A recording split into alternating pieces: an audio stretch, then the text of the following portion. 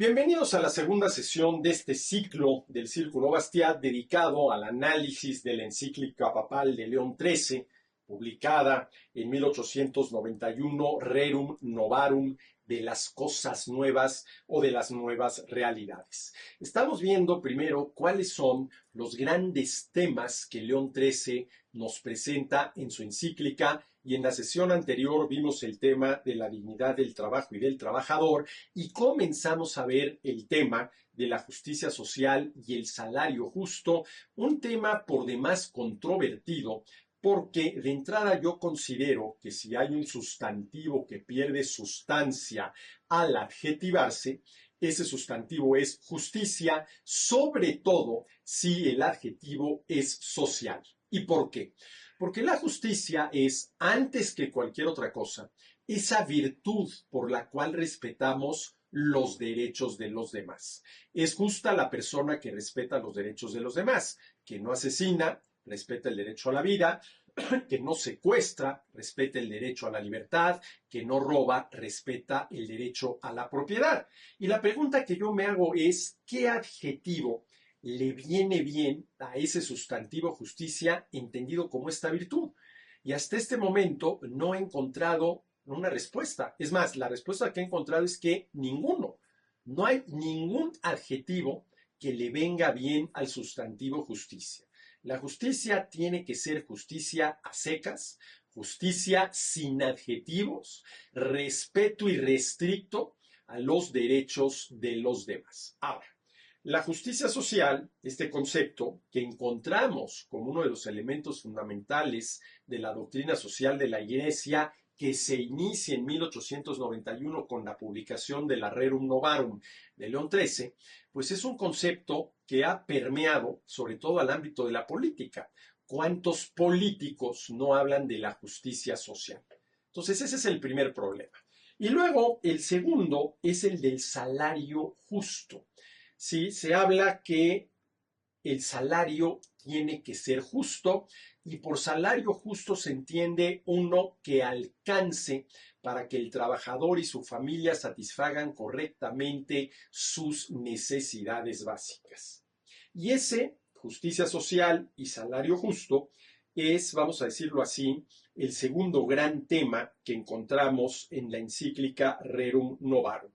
Los empleadores deben pagar un salario que permita al trabajador y a su familia vivir dignamente, que dicho sea de paso, es lo que se dice en el artículo 123 de la Constitución Política de los Estados Unidos Mexicanos, donde se afirma que el salario mínimo tendrá que ser suficiente para que el trabajador y su familia satisfagan correctamente sus necesidades. Ahora bien, ¿qué más quisiéramos? Que los salarios, ¿sí?, pudieran en todos los casos ser suficientes para que el trabajador y su familia satisfagan correctamente sus necesidades. Ello supondría pagarle al trabajador según sus necesidades y no según su productividad y la relación oferta y demanda de su tipo de trabajo en su mercado laboral. La pregunta es, a ver, ¿a las personas realmente se les puede pagar según sus necesidades? Voy a poner un ejemplo.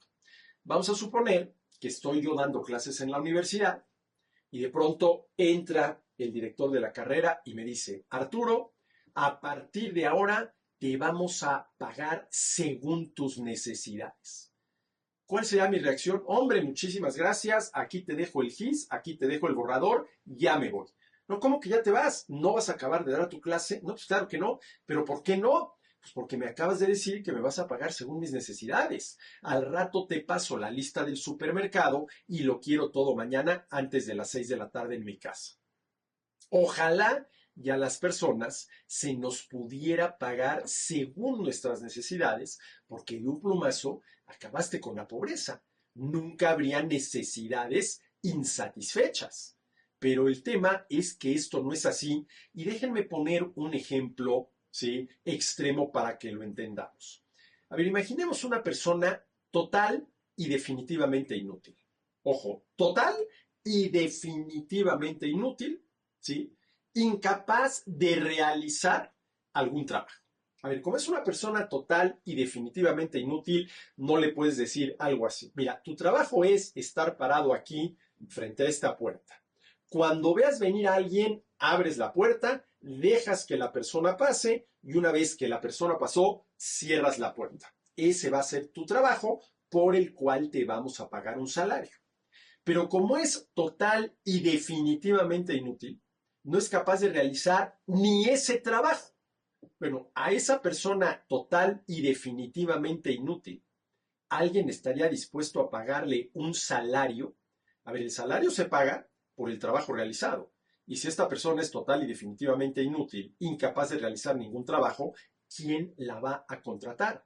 Oye, pero además de ser total y definitivamente inútil, es una persona que tiene de entrada exactamente las mismas necesidades básicas que todos los demás seres humanos, comenzando por la necesidad de comer. Bueno, esa necesidad que tiene de comer es más que suficiente para que pueda comer. No, porque la pregunta es si es capaz de producir los alimentos que requiere para poder comer. Es decir, si puede realizar un trabajo cuyo resultado sería los alimentos para que se alimente. ¿Sí? ¿Qué más quisiéramos que a las personas se les pudiera pagar? ¿Sí? Se les pudiera pagar, ¿sí? Según sus necesidades, porque de un plumazo acabamos con la pobreza. Pero esto no es así. Justicia social y salario justo. Los empleadores deben pagar un salario que permita al trabajador y su familia vivir dignamente y a ese salario se le dé el adjetivo de justo. Ahora, un salario es un precio. Es el precio del trabajo. Ojo, no es el precio del trabajador, porque lo que el empleador está comprando y por lo que está pagando es por el trabajo del trabajador.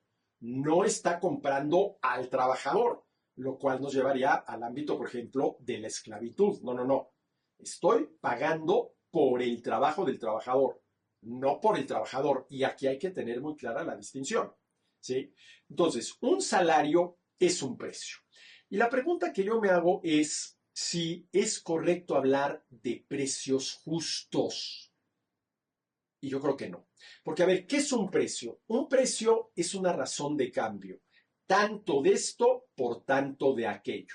35 pesos por esta determinada cantidad de café. Eso es un precio, ¿sí? Una razón de cambio. Y lo único que puede calificarse de justo o injusto es la conducta humana. Lo único que puede calificarse de justo o injusto es la conducta humana. ¿Sí?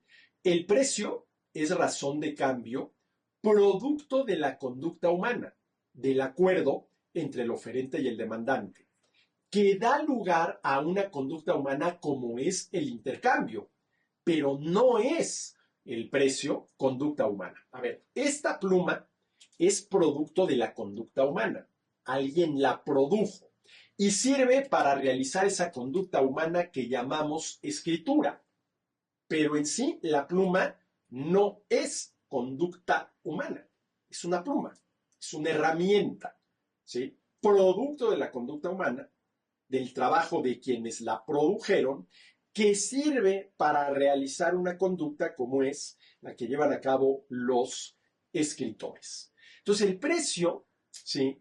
Es una razón de cambio y por eso considero que es erróneo calificar a los precios de justo. ¿Sí? Porque el precio me podrá parecer muy elevado, me podrá parecer muy bajo, ¿sí? Pero hablar de los precios justos o injustos no es correcto. Y el salario es el precio del trabajo. Entonces, ¿qué quiere decir?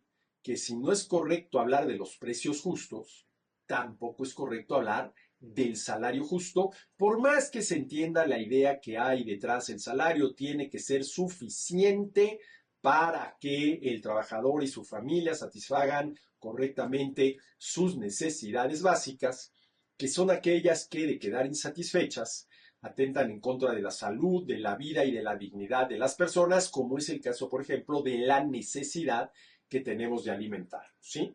Entonces, este tema de la justicia social y del salario justo me parece que son producto de no haber entendido de entrada qué es la justicia y qué es lo único que puede calificarse de justo o injusto.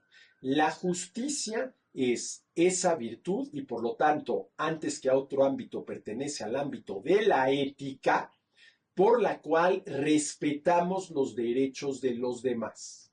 ¿Sí? Y lo único que puede ser calificado de justo o injusto es la conducta humana.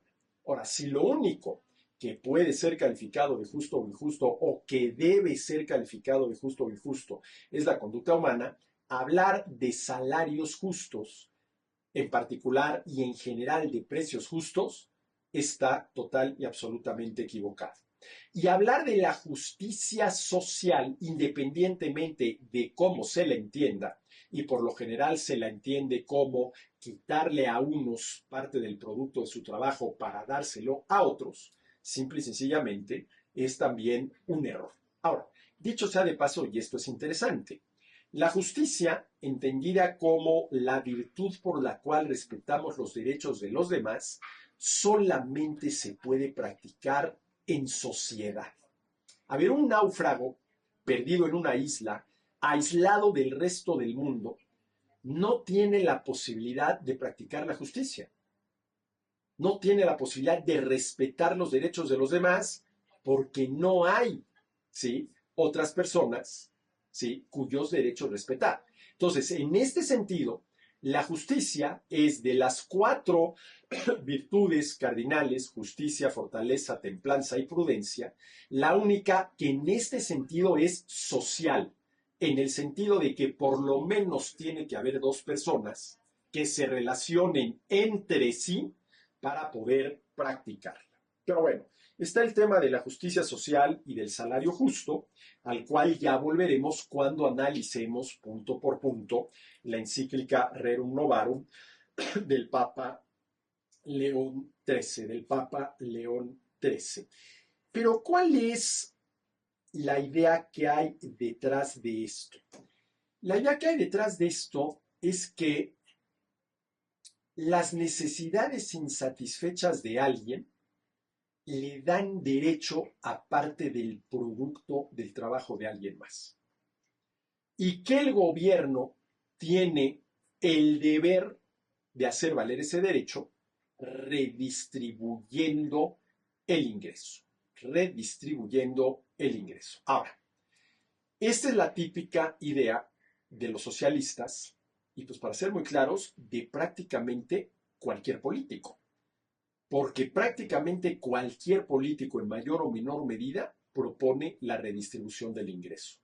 Quitarle a Juan parte del producto de su trabajo, y eso es el ingreso, el producto del trabajo de cada quien, para darle a Pedro lo que no es producto de su trabajo, lo que no es parte de ese ingreso, y que por lo tanto, por justicia, no le corresponde. Por justicia, no le corresponde. Ahora, por ejemplo, el tema de que los empleadores deben pagar un salario que permita al trabajador y su familia vivir dignamente. Aquí la pregunta que hago, y ya veremos cuál es la posición de León XIII en su encíclica, es: los empleadores deben voluntariamente pagar un salario que permita al trabajador y su familia vivir dignamente, con lo cual yo de entrada no tendría ningún problema. Si los empleadores voluntariamente deciden pagar ese salario con las distorsiones que podría introducir en el mercado laboral, que ya veremos cuáles pueden ser. Ahora, la otra es que si los empleadores voluntariamente no están dispuestos a pagar ese salario que le permita al trabajador y a su familia vivir dignamente, el gobierno imponga un salario mínimo que vendría a ser una especie, ¿sí?, de piso, ¿sí?, y que ningún empleador por ley pudiera pagar menos que ese salario. Porque aquí sí hay una distinción muy clara. Una cosa es que el empleador, el patrón, el empresario, el dueño, ¿sí?, de la empresa, voluntariamente, por ejemplo, aumente los salarios de sus trabajadores, y otra cosa es que lo tenga que hacer por ley. Allá hay una diferencia fundamental. Pero bueno, Primer tema que encontramos en la Rerum Novarum, la dignidad del trabajo y del trabajador. Segundo tema, el que estamos analizando ahorita, justicia social y salario justo. Y el tercer tema es el de derecho a la propiedad privada, que veremos en la próxima sesión.